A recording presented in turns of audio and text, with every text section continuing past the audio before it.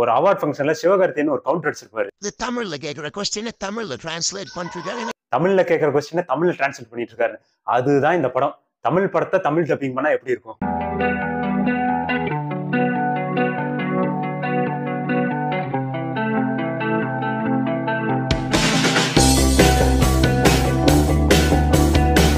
ஒரு ரிசர்ச் சென்டர்ல இருந்து ஒரு பையன் தப்பிச்சு கோவால இருக்கிற சூர்யாவை பாக்குறான்.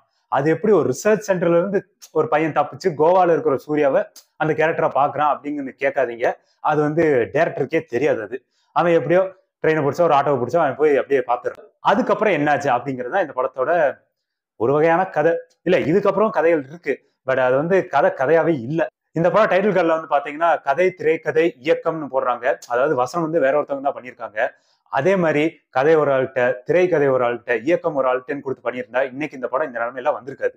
ஸ்கிரீன் பிளே எல்லாம் நான் என்னன்னு சொல்ல, சரி நான் வந்து ஒரு விஷயத்த தெளிவா சொல்லிடுறேன். I'm not Suriya hater. இவங்க ஃபர்ஸ்ட் ஒரு 20 மினிட்ஸ்ல வந்து பாத்தீங்கன்னா பாஸ்ட் பிரசன்ட்னு சொல்லி சில கட்ஸை ஒரு ஆல்டர்னேட்டிவா காட்டுவாங்க. அதெல்லாம் இவங்க எதை மீன் பண்ணி வச்சாங்கன்னு தெரியல. நம்மள ஒரு நான் லீனியர்ல ஒரு வித்தியாசமா பிரசன்ட் பண்ணணும்னு நினைச்சு பண்ணாங்களான்னு தெரியல. அதெல்லாம் கொஞ்சம் கூட ஒர்க் அவுட்டே ஆகல. நமக்கு என்ன ஃபீல் ஆச்சுன்னா, என்னப்பா பண்றீங்க, இது என்னயா பண்ணி வச்சிருக்கீங்க, அந்த மாதிரி தான் இருந்தது. எனக்கு பர்சனலா இது வரைக்கும் பாத்தீங்கன்னா இன்டர்வல்ல எந்திரிச்ச அந்த படம் வந்து ஒரே ஒரு படம் தான், சாமி ஸ்கொயர். அது காலேஜ் படிக்கல. இன்னைக்கு இந்த படத்தை பார்க்கும்போது பாத்தீங்கன்னா பேசாம இன்டர்வல்ல எந்திரிச்சு போயிடலாமா தான் இருந்தது. இது எனக்கு மட்டும் இல்ல, என் பக்கத்துல உட்காந்துருக்கவங்களுக்கும் அதே ஃபீல் தான் இருந்தது.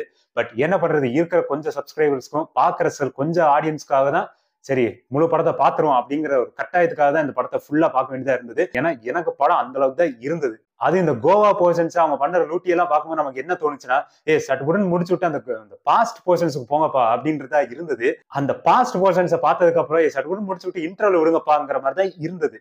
அந்த இன்டர்வலுக்கு அப்புறம் பாத்தீங்கன்னா என்ன ஆச்சுன்னா, அசையாத மரம் ஒன்றே இதுதான் நடந்தது. அண்ட் படத்துல வந்து பாத்தீங்கன்னா எந்த ஒரு கேரக்டருமே பாத்தீங்கன்னா ஃபுல்ஃபில்டான ஒரு ஆர்க்கே கிடையாது. சூர்யா கேரக்டர் அவரோட கேரக்டரை தவிர்த்து. பட் ஒரு கட்டத்துக்கு மேல வந்து பாத்தீங்கன்னா சூர்யாவோட அவரோட கேரக்டரே பாத்தீங்கன்னா ஒட்டிக்கோ பிச்சுக்கோங்கிற மாதிரி தான் படம் ஃபுல்லாவே இருந்தது. நம்ம எல்லாம் யூடியூப் இன்ஸ்டாகிராம் எல்லாம் பாத்துருப்போம். அவங்க சொல்லியிருப்பாங்க படத்துல வந்து எமோஷனல் சீன்ஸ் எல்லாம் பயங்கரமா ஒர்க் அவுட் ஆயிருக்கும். இந்த படமே வந்து பாத்தீங்கன்னா ஒரு ப்ராமிஸ் இதை பேஸ் பண்ணி தான் இருக்கும். எமோஷன்ஸ் எல்லாம் பயங்கரமா இருக்கும். படம் ஃபுல்லாவே பாத்தீங்கன்னா ஒரு கட்டத்துக்கு மேல எமோஷனல் நிறையவே இருக்கும் அப்படின்னு சொல்லியிருக்காங்க. இவங்க எமோஷனல் நினைச்சு வச்ச எந்த ஒரு சீனுமே கொஞ்சம் கூட ஒர்க் அவுட்டே ஆகல. இவங்க எமோஷனல் பேக்கேஜா வச்ச சீன் எல்லாமே பாத்தீங்கன்னா எமோஷனல் கார்பேஜா தான் போயிருக்கு. சூர்யா அவரோட அளவில்லாத ஹார்ட் ஒர்க்கை அப்படியே துண்டா தூக்கிட்டு போய் குப்பையில போட்ட மாதிரி தான் இருக்கு. டிஎஸ்பி அவரோட மியூசிக் கொஞ்சம் யோசிச்சிருக்கலாம். கங்குவா அந்த ஒரு கேரக்டர் பில்டப் சீன், அந்த சீன் அவங்க எலிவேட் பண்ணதா இருக்கட்டும், அதுக்கு வர பேக்ரவுண்ட் ஸ்கோரா இருக்கட்டும், இது வந்து உண்மையிலே படத்துல இது தவிர எந்த ஒரு இடத்துலயுமே பாத்தீங்கன்னா சொல்ற அளவுக்கு இல்ல, கேட்கிற அளவுக்கு இல்ல, கேட்டு அப்படியே தள்ளி விடுற அளவுக்கு தான் இருக்கு. சூப்பரான ஒரு கேமரா இருக்கு. ஹாலிவுட் ஸ்டாண்டர்ட் இல்லைனாலும் கூட வந்து பாத்தீங்கன்னா ரொம்ப ஒரு ஒஸ்டா இல்லாம சூப்பரான, கொஞ்சம் கூட அங்கங்க இருந்தாலும் கூட பாத்தீங்கன்னா ரொம்ப கிராபிக்ஸ் ஒர்க்லாம் அவ்வளவு நல்லா இருக்கு. Art work, set work, costume work, இது எல்லாமே வந்து பாத்தீங்கன்னா அப்படியே இவங்க வேஸ்ட் பண்ணிருக்காங்க. அந்த அளவு இவங்களோட ஒர்க் வந்து பாத்தீங்கன்னா இந்த படத்துல என்னதான் நல்லா இருந்தாலும் கூட ஓவரால் படம் நல்லா இல்ல அப்படின்னாலே இவங்க ஒர்க் எல்லாம் நம்ம கண்ணுக்கு தெரிய போறது இல்லை. அதே தான் நடந்திருக்கு.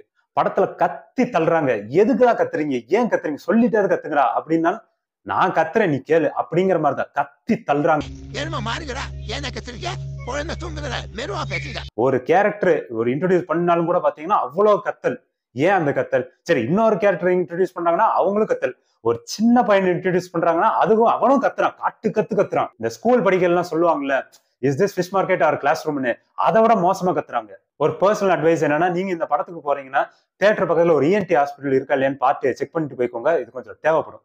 ஆக்டர் ட்ரோல் மெட்டீரியல் ஆகலாம், டைரக்டர் ட்ரோல் மெட்டீரியல் ஆகலாம், மியூசிக் டைரக்டர், சைட் ஆர்டிஸ்ட், இவங்க எல்லாம் ட்ரோல் மெட்டீரியல் ஆகலாம். ஆனா ஒரு படத்துக்கு ஒரு ப்ரொடியூசர், எனக்கு தெரிஞ்சு இதுதான் நினைக்கிறேன். இல்ல உங்களுக்கு யாராவது தெரிஞ்சாங்கன்னா கீழே கமெண்ட்ல சொல்லுங்க. எனக்கு தெரிஞ்சு ஒரு ப்ரொடியூசர் ட்ரோல் மெட்டீரியல் ஆகலாம் அப்படின்னு சொல்றது வந்து அது அவரோட தனிப்பட்ட விருப்பம்னு நினைக்கிறேன். அவரே போட்டி போறாருன்னு நினைக்கிறேன். சரி நம்மளும் இதுக்கு டஃப் காம்படிஷன் தரலான்னு. அது அவர் பேசின பேச்சுக்கும் இந்த படத்துக்கும் வந்து பாத்தீங்கன்னா கரெக்டா தான் இருக்கு. அது வந்து எந்த தப்பும் இல்லை. அண்ட் இந்த படத்துல வந்து பாத்தீங்கன்னா சில கேரக்டர் எஸ்டாப்ளிஷ்மெண்ட் பண்றேன் அப்படின்னு சொல்லிட்டு ஒரு மேனரிசம் பண்றாங்க. அந்த மேனரிசம்ல எங்க இருந்து அந்த மேனரிசம் கண்டுபிடிச்சாங்கன்னு தெரியல. ஒரு கேரக்டர் இன்ட்ரோடியூஸ் பண்றாங்கன்னா கத்துறாங்க, இல்லைன்னா சிரிக்கிறாங்க. அது என்னடா சிரிக்கிறாங்க அப்படின்னு கேட்டீங்கன்னா சிரிக்கிறாங்க.